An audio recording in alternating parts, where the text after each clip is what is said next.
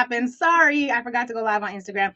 Hey, YouTube, how's everybody doing? Let me see if I can make us go live on IG as well, because I was doing so much talking and focus at Urban View that I forgot about Instagram. Don't tell Instagram I said that, okay? But I want to have a conversation this morning about a couple of things. And as I was explaining to the Urban View family, we are in the, hi, Instagram, how y'all doing? Hope you all okay. We are, as I was explaining to the Urban View family, we are in the midst of, damn it, I messed up Instagram. We are in the midst of a great pivot. And this pivot matters because we are in a moment right now where if we do the work properly, this pivot can be extraordinarily powerful. And I was reading this article from Word in Black. And again, for those of you who did not hear me talk about this on Urban View, Word in Black is like a news coalition. It's basically a conglomeration of a whole bunch of Black-owned news outlets from all across the country. And as much as I love Capital B News, which is one of my favorite news outlets, I also love Word in Black. And they had an article out today by Stacey M. Brown called Degrees But No Jobs. New grads celebrate while facing rising unemployment. Okay, now this is a significant moment. As I explained, I have a child who is graduating high school. He's going into college, and he had posed a question because we're taking a slightly alternative route. He's going to do a 2-year college and then transfer in, which is something that a lot of people are doing right now. My husband actually did it years ago, but this is something that a lot of folks, particularly for high school students who perhaps need a little bit more time or just realize they didn't get into the top schools that they wanted and they want to perhaps do their general education somewhere else, thinking about going to a 2-year college and then transferring into a 4-year college is something I think a lot more of us need to be thinking about. A lot more of us need to be thinking about. But one of the challenges that happens is that when you're thinking about sort of these alternative approaches to education and economics and sustainability, one of the things that can happen is we get stuck in a pride situation. We get stuck in a situation thinking like, well, if I'm a successful Black, can I really be a successful Black if I do blah, blah, blah, blah? And we've been having conversations in our house about whether or not our son should also consider getting a trade. Actually, I shouldn't even say we've been having conversations. He asked the question. It was like a couple of days ago. He's like, Ma, he's getting ready because we're doing, we finished fast. So we got all this stuff happening. We contacting programs and doing all the pre-high school graduation, but getting ready to transition into adulthood things that parents do. And he approached me a couple of days ago. He was like, Mom, do you also think that as I'm going, doing all this college prep stuff, should I also consider a trade? And I thought about it and I was like, abso-fucking-lutely. I mean, I don't think I said the fucking, but I was like, absolutely. And if I had, it would not have been odd because I cuss both here and at home. And when I was thinking about that conversation, as I was reading this article by Stacey M. Brown in the Washington Informer, which I got access to through my membership in Word in Black, he's talking about the fact that as students across Washington, D.C., really across the country, are walking across the stage, many are doing so with uncertainty about what comes next. He says he goes through all the list of schools. He's based in DC. So he's talking about the DC schools, the colleges and whatnot. And he's saying that as the cheers ring out and diplomas are handed over, a sobering economic reality looms. Pay attention. A new report from Oxford Economics reveals that recent college graduates, particularly those in the tech and STEM field, remember when tech and STEM was what everyone was supposed to do? And y'all made fun of those of us who had liberal arts degrees because all you said was, y'all said all we do is read and think and write. I think a whole lot more of us could be reading and thinking and writing right now. But I'm just saying, we got a lot of shade for us having liberal arts degrees because everybody's supposed to be in tech and everybody's supposed to be in STEM. And then a couple of months ago when Vivacious Vivek Ramaswamy was like, Americans are too stupid to do tech jobs. That's why we got to do H-1B visas and get people from Nigeria, people from Ghana, people from India, because they have a better education system. And frankly, they're better than y'all because they don't have the mediocre culture. Remember all that? Because I talked about Vivacious Vivek Ramaswamy a lot. But one of the things that his conversation and his commentary raised, in addition to prematurely ending his career at Doja.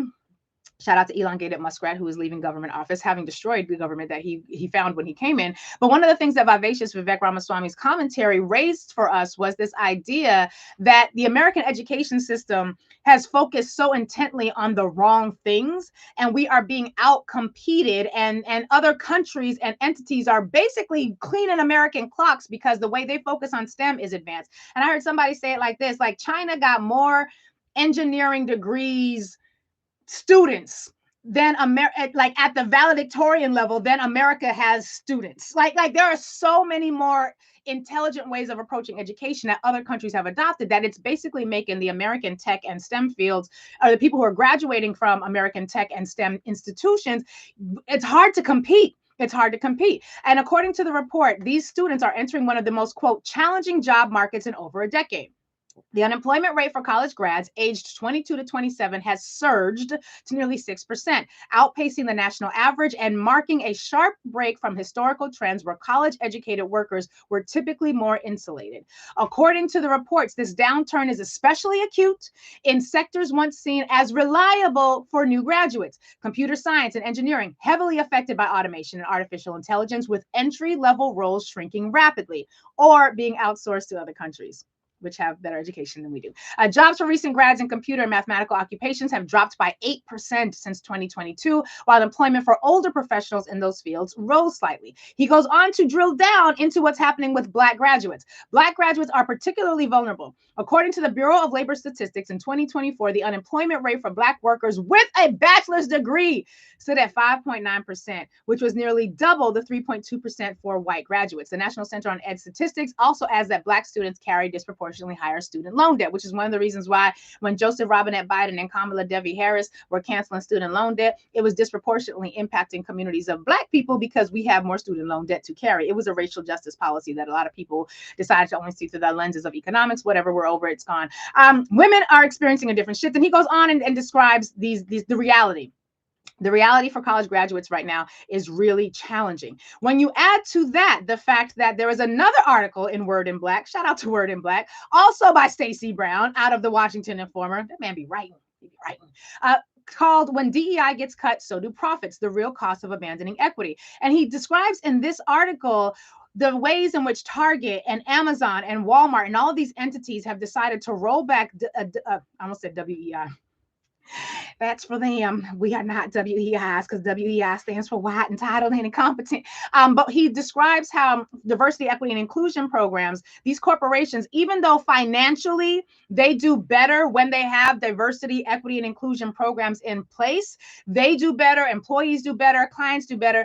Their whiteness has caused them to pull back, and they will pull back even if it means not as great of a bottom line. So we've got a business reality. I want to describe, just look at this environment for a minute. Oh, y'all are already calling. Did I even give out the number yet? Y'all got calls. Okay. This is the business environment that we're in.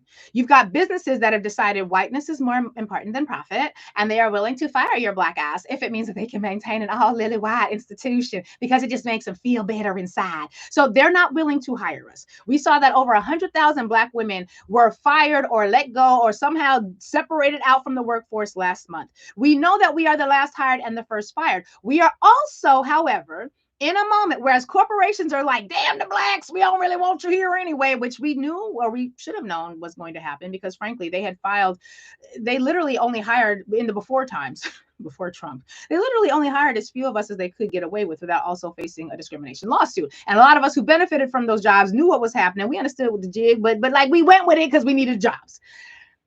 But as we're in this moment, where white corporations have decided they don't want to hire us, and they would rather have less profit than to hire us, even though we're better and we make them a better business and we bring intelligence that they do not possess without us. They decided they will do what white Americans have typically always done, which is to cut off their nose to spite their face. So they've decided they don't want to hire us. The employment situation for Black graduates is very, very dismal, but Black graduates are brilliant. They're geniuses. And at the same time that all of this is happening, the people who provide us services traditionally since Jim Crow, have decided they're not going to provide them services no more.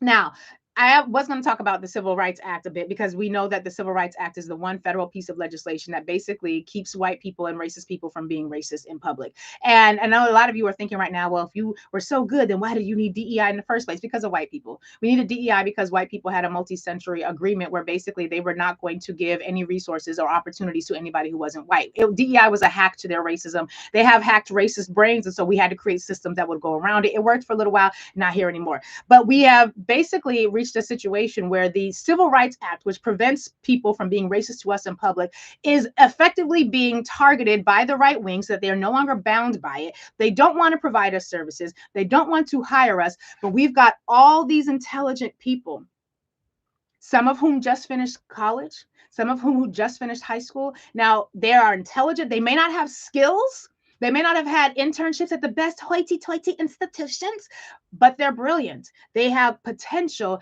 They're hungry, and they ain't got no jobs.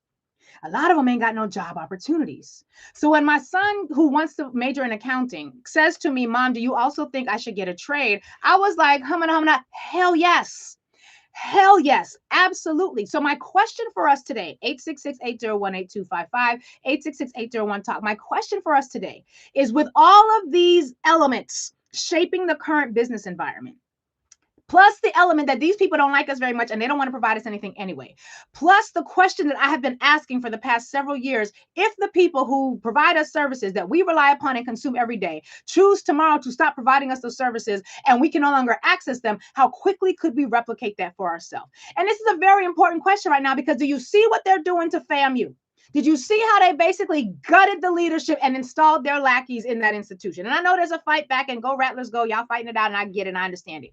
But if we think that what happened there, what's happening at Tennessee, if we think that what's happening at these specific HBCUs will not infect all the HBCUs, baby, I got a bridge back to enslavement to sell you, because it is coming. And so the resources that we consume that white people have provided for us that they no longer want to provide include the capacity to have an HBCU in the first place. They are divorcing themselves. You know how China decoupled from America? America trying to decouple from the blacks and everybody else who's not in favor of white supremacy, except the Latinos who keep, for some reason, voting for this. And their reports just came out that they're very happy with what Donald Trump is doing. That's a conversation for another day. So here's the question. What we have right now is what I feel a huge opportunity, a capacity to shift and to pivot. And it's going to be painful, because a lot of y'all, and I know, babies, a lot of y'all thought you were going to graduate, you were going to get these good interviews, you want to get these jobs, and you're finding that for many of you, you're underemployed. You're employed in positions that didn't really require a degree in the first place. A lot of y'all got student loan debt. Me and Jonah was just talking. Jonah just graduated a couple years ago, one of my producers. She got friends asking her, hey man, can you help a sister brother out? Can you help a friend? What should I do? Can you read my cover? All of this. We are in a moment where there is going to be the pain of not getting that thing, not getting the job, not getting hired, not getting it as quickly, walking across the stage and walking into your new office the next day. But in the pain is also opportunity. And these people don't want to provide us clean water. They don't want to provide us electricity. They don't want to give us food in our supermarkets. We know that because the food they give us is trash. The utility access that we get access to is trash. We know they don't like us. They asked them, but they like they don't think. Now, not all, because we know, shout out to the righteous white, just appreciate you. This is not enough of you. Never has been. And y'all got to do more. So in this moment, where they don't want to hire us, and us got all this intelligence and information, how do we take advantage of this and use it for our betterment? When I was in law school, shout out to Ikenna, I've mentioned him a couple of times, one of the students I went to law school with at NYU, and we would have the debates, not he and I in opposition, but we would often be on the side of the debates in law school, where basically it was like, should we be spending our time trying to tap dance to get into these law firms, or should we spend our time creating law firms that are going to center us and our needs? And it wasn't a debate like in any negative way, but it was a vibrant conversation. And one of the things that happened in the mid 2000s, when we had that foreclosure crisis and they were laying attorneys off all across the country, and attorneys don't get laid off. Okay, corporate law firm, they don't do layoffs, but they was doing layoffs then. And I kept thinking, guys, we're lawyers. Our skills are in how we think. It's in our heads. Like, I could literally put out a sign that says Lurie Daniel Favors Law Firm, and I'm a lawyer. Like, I can think about the law and defend my clients. And maybe it would have been great to get a signing bonus and be with a large firm. But if that doesn't happen, if that firm lets you go, you still got skills and student loan debt. So you're gonna have to figure it out. But this idea that at a certain point, we never expected to be hired in their institutions. At a certain point, we never had any expectation that they were going to consider us for janitor services, let alone CEOs and C-suite employees. But recognizing how much money we make these people, how many resources we have brought into their institutions, how fucking good we are, better than a lot of them at doing these jobs. And we got to be better than them, because by the time we get to the destination, we was twice as good at half as far. By the time we get to far, we 4 times better than you, because of the shit y'all set up. We didn't do that. So the question is, how do we take advantage of this? If you are a recent college graduate, 866-801-8255, and you're struggling with employment, have you thought about a trade? And the reason I introduced the conversation the way I did about this sort of hierarchy that we give to a 4-year college versus a 2-year college is, baby, them hierarchies was born in whiteness. We ain't got time to think about them hierarchies. They don't apply to us anymore. They don't like us. They don't like us. They said, no, we don't want you here. We don't want you here. And if that's the reality, we have the intelligence. We damn sure have the need. And what was that quote for entrepreneurial success? Find a need and fill it. And a whole lot of y'all is like, I don't want to be an entrepreneur. I want to have a job. I don't like the idea of entrepreneurship. How blessedly bougily black of a statement that is. That is extraordinarily blessedly bougily black and very divorced from a very recent history where that was the only option. You create the job. You create you find a need and you fill it, because they weren't hiring us. And unfortunately, not enough of us maintained our institutions in the course of the 60 plus years of integration to ensure that those institutions could now hire these new college graduates. Remember, I talked about that. I've been saying this for a long time. This is the question. Is this detriment? Is it danger? Or is it opportunity?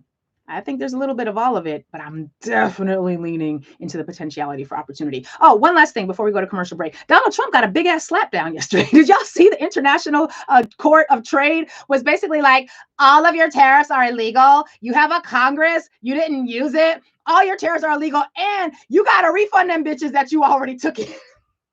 The court was like, not only is this illegal, you need to get these people their money back. So right now, and of course it's going to get appealed to the Supreme Court, where they will probably tap dance and, kiss the ring and suck the orange, whatever. It's going to be appealed. But basically the International Court of Trade, which was a panel of 3 judges, one Trump appointee, one Obama appointee, and one Bush appointee, I believe, they was like, no, son, sorry, this does not work. You're going to have to not only cancel all these tariffs against everybody, but you're also going to have to refund the money. Now, what we don't know is how this is going to impact the trade deal that we would just reach with England, because England was like the UK, excuse me, they were quick to jump the gun and like, we are going to, oh, I'm sorry, wrong accent. We are going to find a way to work with Donald Trump. And they signed this deal in theory based on the imposition of tariffs at now a 10% rate.